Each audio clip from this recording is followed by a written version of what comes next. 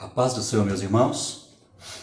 Nós estamos aqui mais uma vez para gravar o vídeo da Escola Dominical. Sou o presbítero Florival, seja bem-vindo ao canal Professor de Escola Dominical. E nós vamos aqui estudar mais um pouquinho a Palavra de Deus, né? A lição 2 da classe dos adultos.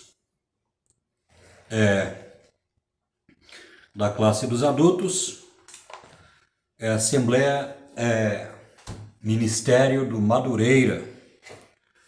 Então estamos aqui prestando serviço, aos irmãos, principalmente os professores de escola dominical, que nesse vídeo aqui queremos auxiliar os irmãos também e estudarmos juntos a Palavra de Deus.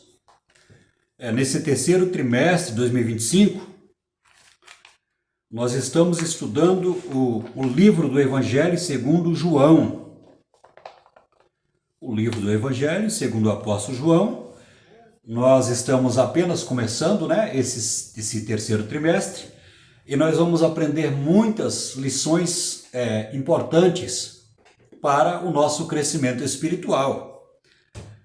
A lição 2 desse terceiro trimestre vai ser ministrado dia 13 de julho de 2025, em todas as igrejas Assembleia de Deus Ministério Madureira, ou Adebrais, como nós chamamos aqui em São Paulo. E o título da nossa lição é o Evangelho do Filho de Deus, a revelação da luz ao mundo. Então esse aqui é o título da nossa lição. Nós vamos ler o texto áureo e a verdade aplicada, como é de costume. Depois nós vamos ler o texto de referência que se encontra lá no Evangelho de João, no capítulo 1. E nós vamos ler a partir do versículo 2 até o versículo 10. Então vamos ler aqui como é costume, Como é de costume. Vamos ler o textuário e a verdade aplicada. No princípio era o Verbo estava com Deus e o Verbo era Deus.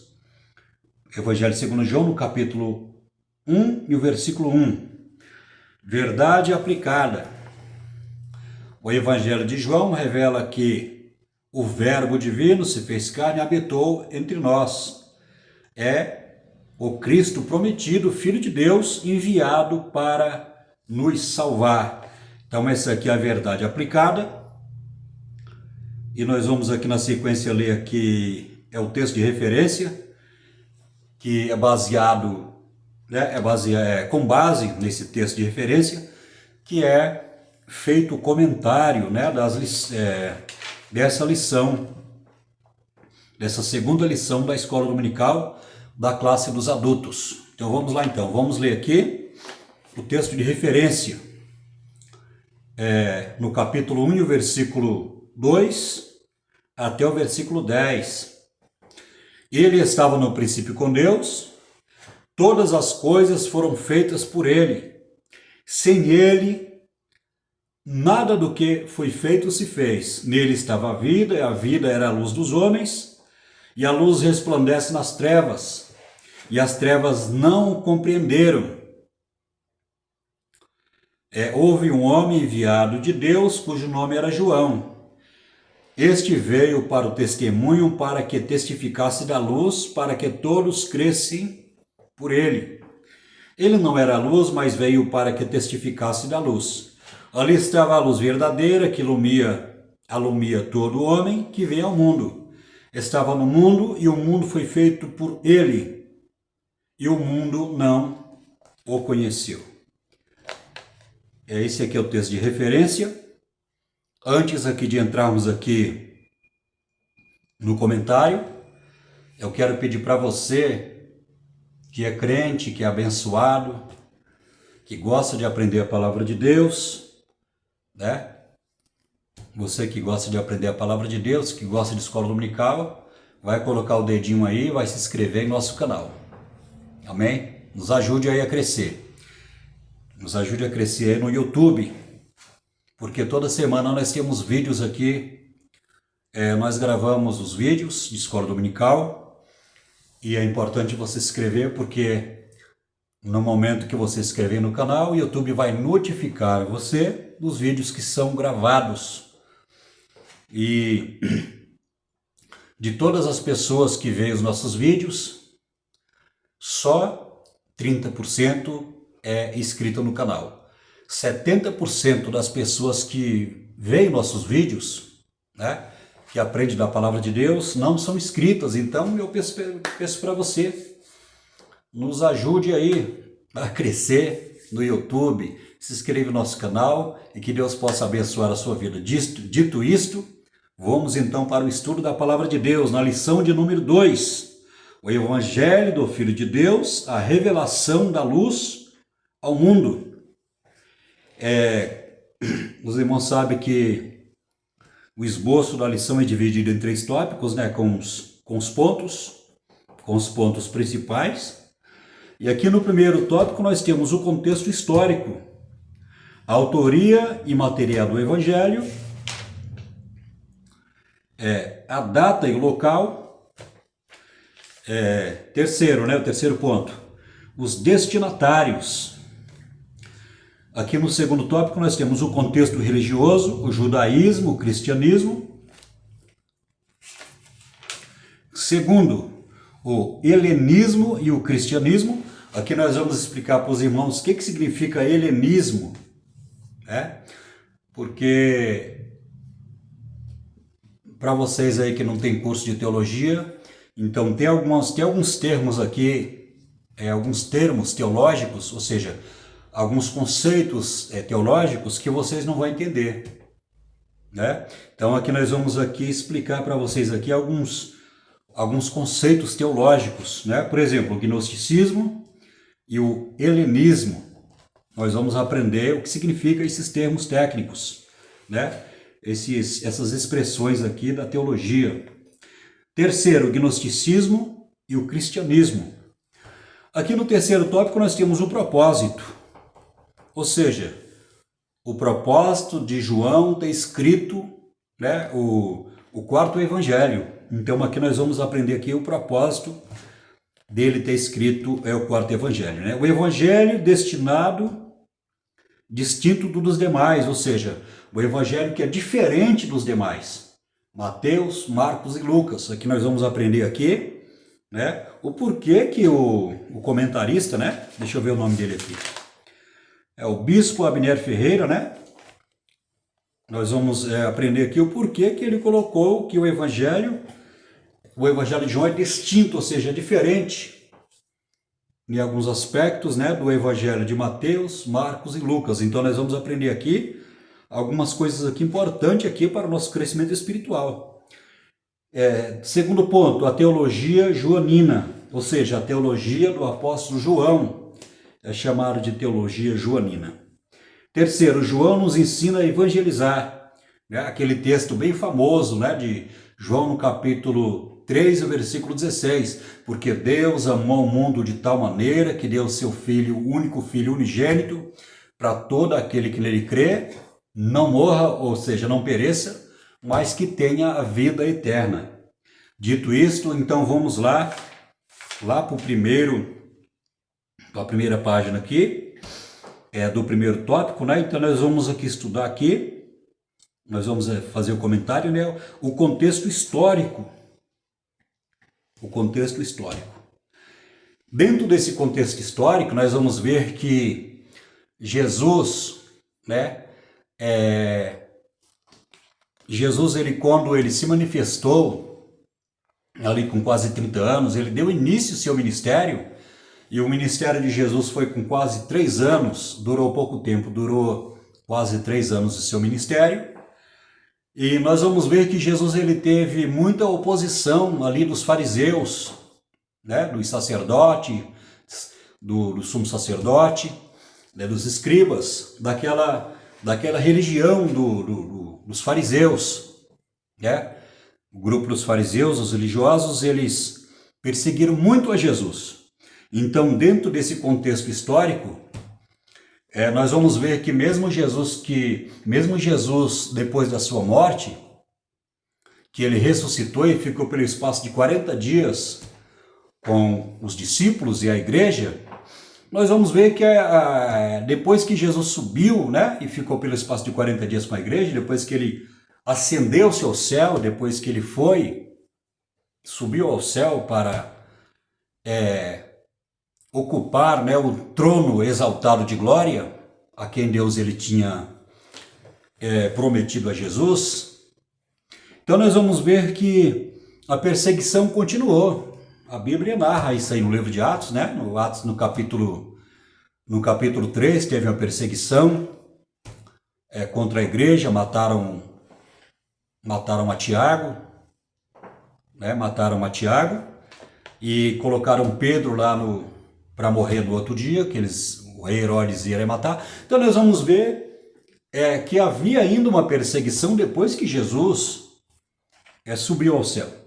Então nós vamos ver que essa perseguição ela continuou ainda, alguns anos ainda, contra a igreja de Jerusalém.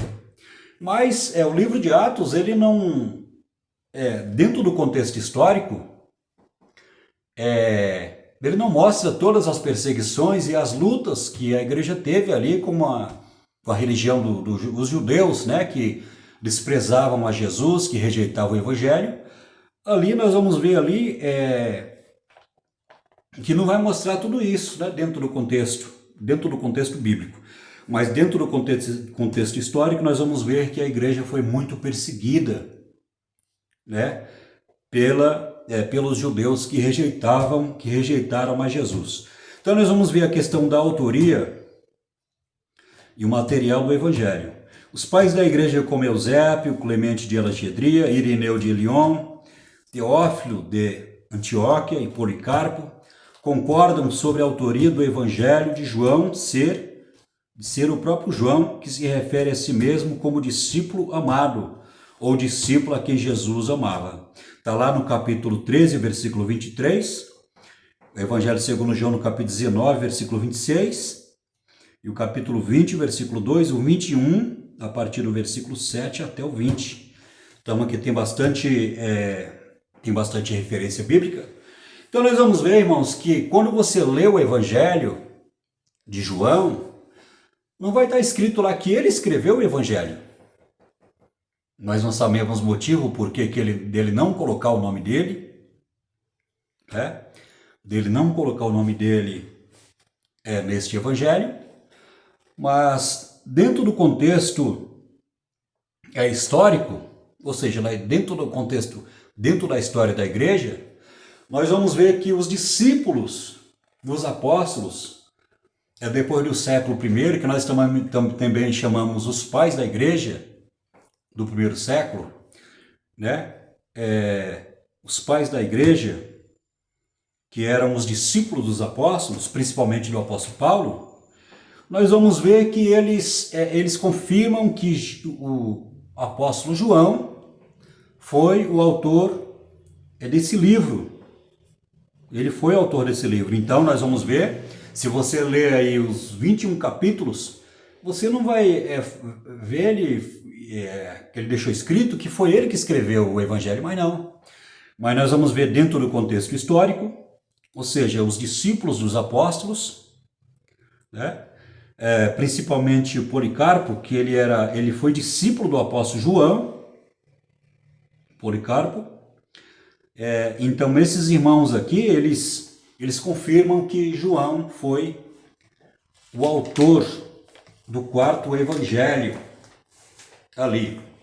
Embora não tenha o seu nome no evangelho, mas é confirmado dentro do contexto histórico que João realmente ele foi o escritor do quarto evangelho. Aqui nós vamos ver a data e o local. O quarto evangelho não contém citações exatas a respeito do local onde foi escrito, nem quando isso aconteceu. Entretanto, de acordo com a tradição, estima-se que o livro tenha sido escrito na cidade de Éfeso, atual Turquia, entre os anos 90 e 100 depois de Cristo. É importante dizer também que esse evangelho foi escrito depois da destruição da cidade de Jerusalém. Jesus ele profetizou lá em Mateus no capítulo no capítulo 24, que ele falou que não ficaria pedra sobre pedra, que não ficasse, que não seria derrubadas, né? Então nós vamos ver que no ano 70 depois de Cristo, o general Tito, ele invadiu Jerusalém com o exército e destruiu a cidade, principalmente o templo de Jerusalém, e não ficou pedra sobre pedra. Então isso aconteceu para que se cumprisse a profecia de Jesus lá em Mateus no capítulo 24, né? Quando os discípulos falaram: Senhor, mostrou para Jesus a estrutura do templo, né? Porque a estrutura do templo era uma coisa magnífica, demorou mais de 10 anos, né? Ali eles ornamentando aquele templo, era uma coisa maravilhosa, a arquitetura dele. Mas Jesus falou: não ficará pedra sobre pedra que não seja derribada ali. Então nós vamos ver que isso aconteceu em 70 depois de Cristo, ou seja, 70 anos depois do nascimento de Cristo. E nós vamos ver que quando João escreveu já o seu livro, com certeza ele já tinha mais de 80 anos de idade, e nós vamos ver que foi no período de 90 a 100 depois de Cristo, ali. Ele já numa idade avançada aí de 80 anos, ele escreveu este evangelho. Então tem, na Bíblia, quando nós lemos lá no livro do Evangelho segundo João, nós não temos referência com relação à data que foi escrito, né? E não temos referência também aonde foi escrito, mas segundo a tradição, segundo o contexto histórico deste evangelho, ele foi escrito lá na cidade de Éfeso, né? Aliás, a cidade de Éfeso, ele foi pastor ali daquela igreja, dirigiu a igreja por um bom tempo ali como pastor, o apóstolo João. E a cidade de Éfeso atualmente é a Turquia, atualmente a Turquia. E nós vamos aqui antes do auxílio de João na ilha de Patmos, ou seja, depois da destruição do templo de Jerusalém, 70, que aconteceu na data de 70 depois de Cristo a destruição, e foi depois disso que João escreveu o evangelho. Só que foi antes também, foi antes dele ficar exilado, antes do exílio de João na ilha de Patmos. Antes do exílio, que Deus deu as revelações para ele, escreveu o livro de Apocalipse. Foi antes do exílio que ele foi exilado. A palavra de Deus fala que ele lá em Apocalipse no capítulo 1, ele foi exilado por causa da palavra de Deus, né? O imperador exilou ele, numa idade avançada, para que ele pudesse morrer ali na ilha de Patmos. E nós sabemos que, biblicamente falando, foi ali que ele escreveu, que ele teve as revelações do livro de Apocalipse. Então, é interessante aqui também, né, no terceiro ponto, né, sobre os destinatários. O evangelho de João foi endereçado a tanto judeus quanto gentios, embora eles estivessem num ambiente cercado pelo gnosticismo judaico.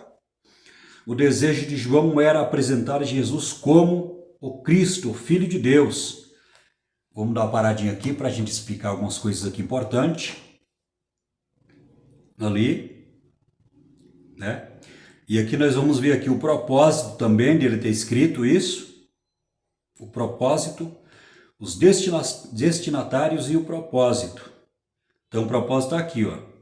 Está lá no capítulo 20, versículo 30 e 31. Assim, quem cresce teria vida em seu nome. Então, aqui o propósito aqui que João escreveu o seu evangelho, foi o propósito das pessoas acreditarem em tudo aquilo que ele escreveu, né? Que ele foi testemunha verídica de tudo aquilo que aconteceu, e ele escrevendo tudo isso, né? Ou seja, os milagres de Jesus, o que Jesus falou, o que Jesus pregou, ali ele faz a sua narrativa nesse evangelho. O propósito de tudo isso é que as pessoas lessem esse evangelho e acreditasse que realmente Jesus era o Filho de Deus, né, o que morreu na cruz do Calvário, Salvador, e crendo essas pessoas pudessem realmente ter a salvação e a vida eterna. Então nós vamos ver aqui que João ele apresenta Cristo como Filho de Deus. Essa palavra Filho de Deus está falando sobre a divindade de Jesus Cristo. Então é importante aqui nós fazemos um pequeno comentário. Eu falei até no vídeo passado com relação a isso, é bom até repetir de novo para vocês entenderem que isso é muito importante. Nós vamos ver que quando Mateus escreve o seu evangelho, ele escreve para os judeus. Ele escreve para os judeus apresentando Jesus como rei dos judeus. Mateus escreve dessa maneira. Como nós descobrimos isso? Estudando o livro de Mateus, nós vamos entender que ele recorre, quando ele traça a genealogia, né, que se estende, né, retrocede até Abraão, né, passa lá por Davi, e nós vamos ver que Jesus ele era descendente de Davi, portanto, herdeiro do trono. Tanto é que quando Pilatos fala assim, olha, você é rei dos judeus, Jesus falou assim, para isso eu nasci para ser rei dos judeus. Então Jesus ele confirmou isso, quando Pilatos perguntou se ele era o rei dos judeus. Ele falou, para isso eu nasci, para realmente ser rei dos judeus. Então nós vamos ver que o Evangelho de Mateus, ele tem essa característica de apresentar Jesus como o rei dos judeus, de apresentar Jesus como descendente de Abraão. E o Evangelho de Marcos, quando Marcos escreveu o Evangelho, né, ele não foi testemunha ocular, ele não testemunhou, né, os eventos que Jesus fez, ou seja, os milagres, a pregação, a morte na cruz do Calvário. Nós vamos ver que Marcos, ele não era da época de Jesus, quando Jesus estava entre nós, digamos assim, vivo. Não, mas ele realmente se converteu ao cristianismo depois que Jesus tinha subido. Mas ele, segundo a tradição, ele pegou todas as informações com o apóstolo Pedro, com um dos apóstolos, e ele anotou tudo, né, que o apóstolo vivenciou, que o apóstolo testificou ali, foi testemunho ocular. E nós vamos ver que João Marcos, discípulo de Paulo, João Marcos, o jovem João Marcos, ele escreveu o seu evangelho, mas ele não escreveu para os judeus, ele escreveu o evangelho para os romanos. Ele escreveu para os romanos. Então, estudando o Evangelho de Marcos, nós vamos entender que ele escreveu para os romanos. E ele apresenta Jesus como servo. Não apresenta Jesus como rei, nem como Deus, não, mas ele apresenta Jesus como servo. O servo que veio servir, o servo que veio curar, o servo que veio prestar um serviço à humanidade, o servo que morreu na cruz do Calvário. O servo que morreu na cruz do Calvário para dar a salvação, né? O doador da vida, ali a salvação para todo aquele que cresce realmente ali no seu evangelho. E o evangelho de Lucas, quando nós lemos o evangelho de Lucas, nós aprendemos que Lucas, ele apresenta Jesus como homem perfeito. Ele apresenta Jesus como homem perfeito.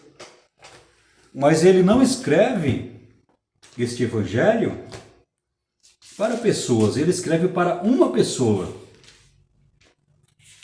É para uma pessoa que ele escreve o seu evangelho.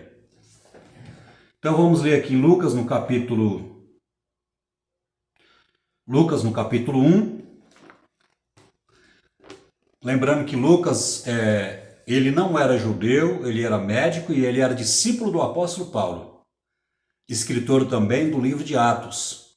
né? As viagens que ele teve com Paulo, ele acompanhando Paulo, então ele escreveu tudo aquilo ali. Ele escreveu todo o acontecimento ali, né? Porque ele acompanhava Paulo como discípulo de Paulo.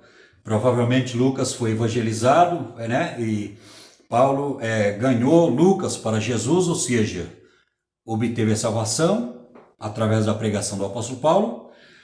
E ele ficou tão admirado, né, com o apóstolo Paulo, com o que Deus tinha feito na sua vida, ele achou por bem acompanhar. O próprio Deus ali, né, providenciou esse médico amado, Lucas, para estar acompanhando o apóstolo Paulo, assim escrevendo também o livro de Atos, na sua companhia. Então vamos ler aqui para que nós possamos entender, né, para quem Lucas escreve o seu evangelho. Tendo, pois, muitos empreendido por ordem e a narração dos fatos que entre nós se cumpriram, segundo nos transmitiram os mesmos que os presenciaram desde o princípio, e foram ministros da palavra.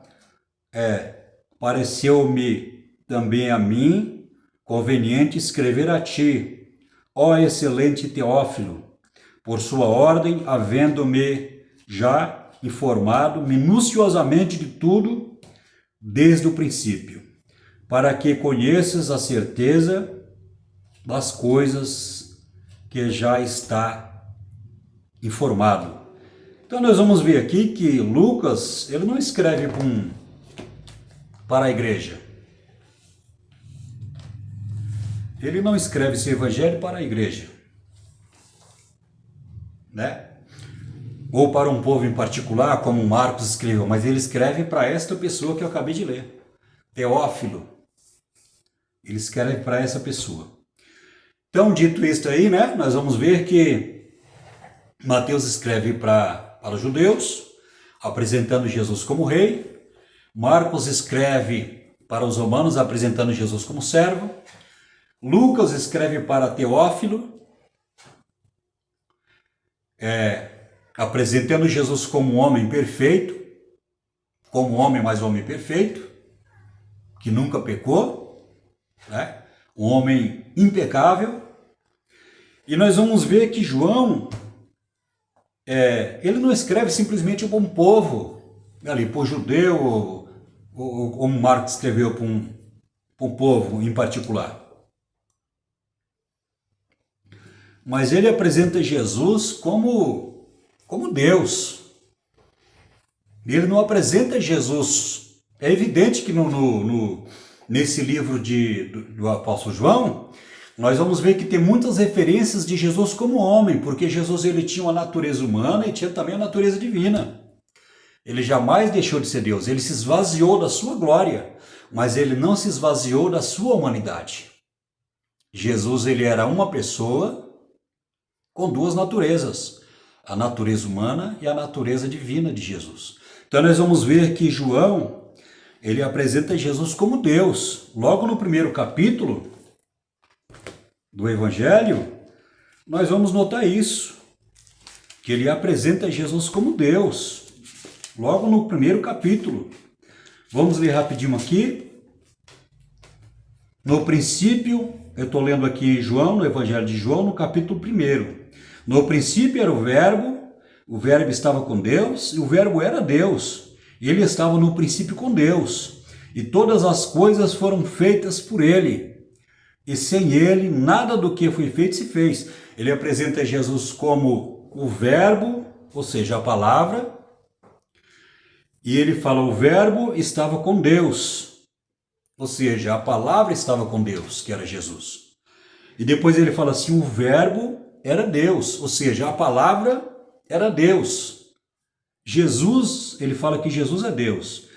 E Jesus como Deus, ele criou todas as coisas, todas as coisas foram feitas por ele. Sem ele, nada do que foi feito se fez. Então aqui ele apresenta Jesus como a palavra, ele apresenta Jesus como Deus. Essa palavra verbo significa logos. Logos do grego significa a palavra. Logo significa a palavra. Então ele apresenta Jesus como a palavra que estava com Deus.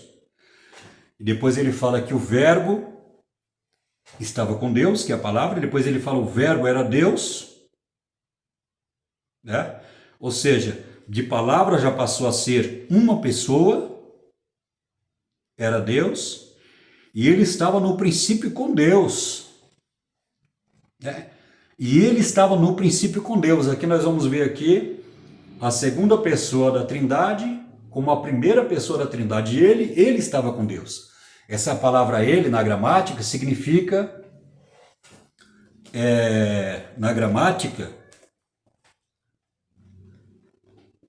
significa o... Esqueci a palavra que fala. Essa palavra ele significa... é o pronome, perdão, é o pronome. A palavra ele é pronome. Pronome é o que substitui o nome. Ele é pronome, né? É pronome, então, quando está falando ele estava no princípio com Deus, ele, Jesus, que é o pronome que substitui o nome, ele estava com Deus. Né? Então nós vamos ver a primeira pessoa da Trindade e ele, Jesus, a segunda pessoa da Trindade. E todas as coisas foram feitas por ele, e sem ele nada do que foi feito se fez. Então nós vamos ver aqui no capítulo 1 que ele apresenta Jesus como Deus. Vamos correr aqui para frente, senão não vai dar tempo, o vídeo vai ficar muito longo. Eu tomei muito tempo aqui no primeiro tópico, então vamos aqui ir para o segundo tópico. O contexto religioso. O judaísmo e o cristianismo. O movimento judaizante se fez uso de muitos meios para tentar atingir o cristianismo, com suas perspicazes manifestações.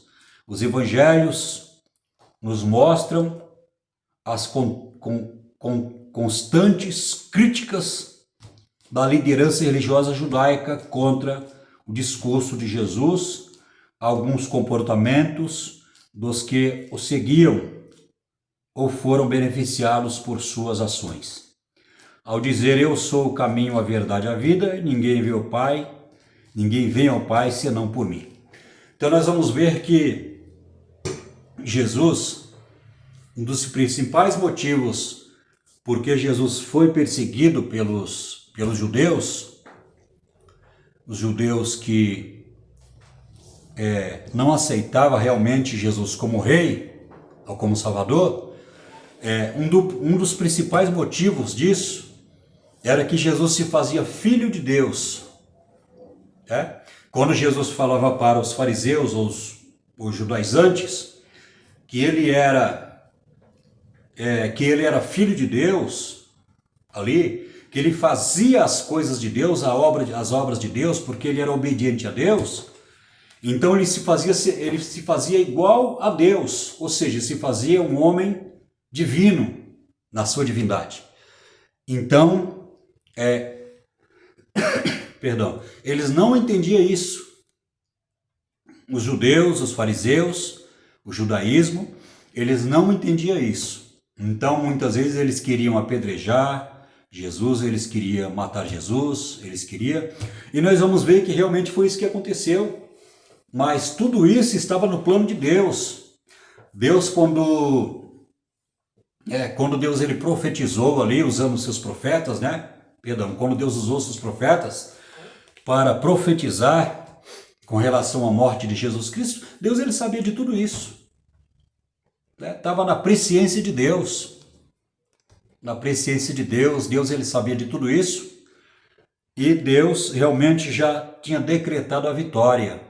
Antes que tivesse acontecido, mas Deus já tinha decretado a vitória de Jesus, ali vencendo o pecado, vencendo a perseguição de Satanás, vencendo ali os judeus, vencendo o presente sistema mundano, e Jesus venceu todos os seus inimigos, e ele triunfou na cruz e nos deu a vitória, ou seja, a vida eterna.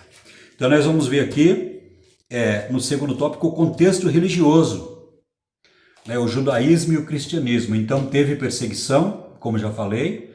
Depois, mesmo que Jesus morreu e ressuscitou e ascendeu ao Pai, nós vamos ver que a perseguição continuou contra a igreja de Jesus Cristo.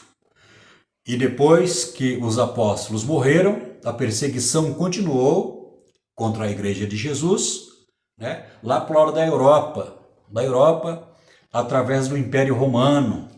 Através do Império Romano, a igreja ela foi perseguida, muitos morreram, muitos perderam a vida, mas chegaram no céu com a vitória na mão, ou seja, com a vida eterna, a qual Deus ele prometeu àqueles que guardam a sua palavra. Glória a Deus por isso. Aqui no segundo ponto nós temos o helenismo e o cristianismo. Posteriormente à morte do Filho de Deus, surgiram diferentes ideias sobre a sua real missão, o que gerou divisões entre alguns grupos que entendiam a mensagem do Evangelho de modo distinto. O helenismo foi considerado uma religião pagã que se opunha ao cristianismo. Esse grupo possuía uma inquietação filosófica quanto ao sentido da vida e a felicidade do indivíduo em um mundo incerto. Então, sempre quando você lê em algum livro, ou ao ver alguém pregando aí na sua igreja, ou outra igreja que você for, e se alguém falar sobre helenismo é a cultura grega. Né? Alexandre o Grande, quando ele se tornou um grande imperador, ele disseminou, né, o helenismo, ou seja, a cultura grega no mundo daquela época lá. Foi disseminada a cultura dos gregos. E quando eu falo sobre a cultura dos gregos, eu estou falando sobre a filosofia. Porque os gregos, eles discutiam sobre tudo da vida. A existência do ser humano, o espírito, a alma, sobre Deus, sobre o universo, sobre a ética, sobre o amor, sobre o comportamento. Então, com relação à existência do ser humano, ou por que o ser humano está aqui nesse mundo, então os gregos discutiam, né, sobre tudo isso que eu acabei de falar. Então, quando nós falamos sobre a cultura do helenismo, né, sobre o helenismo, estamos falando sobre a cultura dos gregos, ou seja, sobre a implantação de muitas filosofias, com relação à existência do ser humano. Nós chamamos também isso aí de existencialismo. Né? É importante dizer também que tem alguns psicólogos, né, que seguem uma linha de raciocínio com relação à vida do ser humano, à existência do ser humano, que eles não acreditam que o homem tem espírito e alma, ou seja, a parte imaterial. Né? Para você entender melhor, a parte espiritual, que fala do espírito e da alma, a qual Deus ele nos constituiu. O homem foi constituído de espírito, alma e corpo. Então, eles não acreditam sobre isso. E quando nós começamos a ler, né, as epístolas do apóstolo João, tem lá na primeira epístola, eu não me lembro agora o capítulo, ele fala assim: todo aquele que nega que Jesus Cristo veio em carne, esse nega tanto o Pai quanto o Filho. Então nós vamos ver o porquê que João escreveu isso. Foi justamente por causa, né, do gnosticismo. Aqui no terceiro ponto aqui nós vamos ler sobre o gnosticismo e o cristianismo. Né? Ou seja, a igreja e esse grupo, né, esse grupo do gnosticismo, que também tem a ver com a filosofia do ser humano. Vamos ler aqui um pouquinho aqui no terceiro ponto aqui. O gnosticismo e o cristianismo. A igreja primitiva teve que lidar com uma doutrina danosa à fé cristã, o gnosticismo. Além da contínua oposição da religião judaica, a igreja ainda, nos tempos apostólicos, já enfrentava algumas heresias, em especial ao gnosticismo, que afirmava que a matéria era má e o espírito bom. Segundo essa crença, o Filho de Deus, por ser bom, não poderia residir em um corpo físico mau. Então nós vamos ver que foi por isso que o apóstolo João escreveu, né? Falou: filhinhos, todo aquele que nega que Jesus Cristo veio em carne, esse tanto nega o Pai quanto o Filho, esse tanto nega Deus quanto o Filho. Está escrito lá na primeira epístola do Evangelho segundo João. Por que ele escreveu isso? Porque o gnosticismo, essa crença dos gnósticos, dos gnosticismo, eles não acreditavam que Jesus era o Salvador. Né? Eles não acreditavam que Jesus era o Salvador porque a doutrina deles, o que eles acreditavam na concepção deles, era que o corpo do ser humano era mau. Que toda a maldade que o ser humano ele faz na terra é através do corpo do ser humano. Então, eles rejeitavam Jesus como Salvador justamente por causa dessa crença errada, né? Dessa concepção errada que eles tinham com relação ao corpo de Jesus, Jesus como pessoa, né? Nós sabemos que Jesus ele morreu na cruz do Calvário, o corpo dele, né, ele perdeu sangue, ele foi furado, ele foi maltratado, ele morreu, ele foi ferido pelos nossos pecados. E a palavra de Deus lá de Isaías no capítulo 53, que o castigo que nos trouxe a paz estava sobre ele. Então, no entendimento dos gnósticos, no entendimento deles e dessa doutrina que eles disseminavam, que o corpo era mau, e portanto Jesus não poderia ser o Salvador, porque o Salvador, né, veio com corpo físico. Então eles negavam realmente a natureza humana de Jesus. Para eles, Jesus, né, eles via Jesus como espírito, não como Jesus na sua natureza humana. Eles acreditavam em Jesus de uma maneira diferente. Acreditavam que Jesus não tinha um corpo físico e, portanto, Jesus não poderia ser o Salvador por causa desse entendimento que eles tinham. Então é por isso que o apóstolo João fala. Ele fala assim: olha, todo aquele que nega que Jesus Cristo veio em carne, e tanto esse nega o Pai quanto o Filho. Então nós vamos ver que esse pensamento deles foram combatidos, né, pela igreja.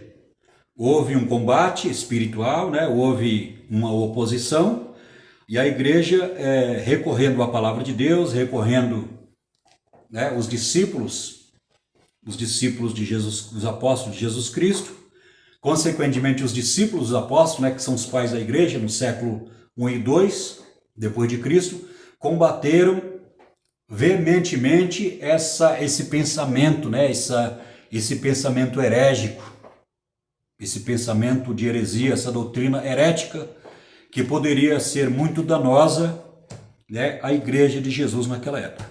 Então vamos aqui para o terceiro tópico, que já estamos aí com 40 minutos de vídeo. Vamos aqui para o terceiro tópico, o propósito. Um evangelho distinto dos demais. O evangelho de João nos é apresentado após o evangelho de Mateus, Marcos e Lucas, conhecido como evangelhos sinóticos. Eles são assim chamados por partilhar uma posição histórica semelhante e conter relatos em comum. João seguiu um caminho diferente dos outros evangelistas, pois o seu relato visa despertar, nutrir a fé do povo, apresentando Jesus como Filho de Deus que se fez carne. Está lá no Evangelho segundo João, no capítulo 1 e o versículo 1, até o versículo 14. Já lemos quase agora, né, esse texto aqui que foi apresentado. Nós vamos ver que quando se fala sobre evangelhos sinóticos, que Mateus, Marcos e Lucas tiveram a mesma visão de Jesus. Ou seja, tem muitos milagres lá que Jesus fez, que está lá em Mateus, está em Marcos e está em Lucas. Lá. Então nós vamos ver que eles apresentam Jesus ali, eles não apresentam Jesus como Deus. E é por isso que chamaram de sinóticos, né? Que tem a mesma visão de Jesus. É a mesma visão ali de Jesus. Todos eles apresentam Jesus morrendo na cruz do Calvário, embora o apóstolo João também faça isso, mas o apóstolo João ele tem uma visão diferente, porque ele apresenta Jesus como Deus. Se você ler os 4 evangelhos, você vai ver uma grande diferença, né, do evangelho segundo João. Principalmente, né, que Jesus ele fala 7 vezes a expressão eu sou. E essas 7 vezes que Jesus fala eu sou, é a mesma expressão lá de Êxodo no capítulo 2, quando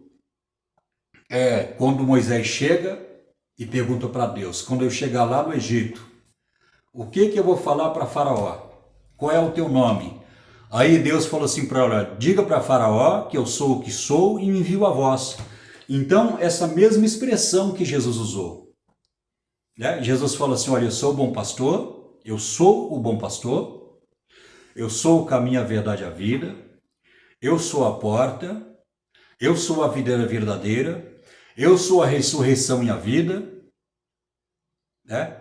Eu sou o caminho, a verdade e a vida. Então Jesus, o apóstolo João pegou 7 expressões de Jesus falando que ele era, eu sou. É a mesma lá. Então, essas 7 expressões que o apóstolo João ele escreveu, você não vai ver lá em Mateus, em Marcos, em Lucas, porque João apresenta Jesus como Deus, né? Logo no capítulo 1, é a impressão, né, doutrinária e a verdade que nós vimos aqui, João, ele escrever dessa maneira. Então nós vamos ver que quando se fala sobre evangelhos sinóticos, Mateus, Marcos e Lucas, eles têm a mesma visão ali. Eles não apresentam Jesus como Deus, mas como homem, né? Apresenta Jesus como homem e muitos dos milagres ali, eles compartilham ali nos seus evangelhos. Ali no seu evangelho.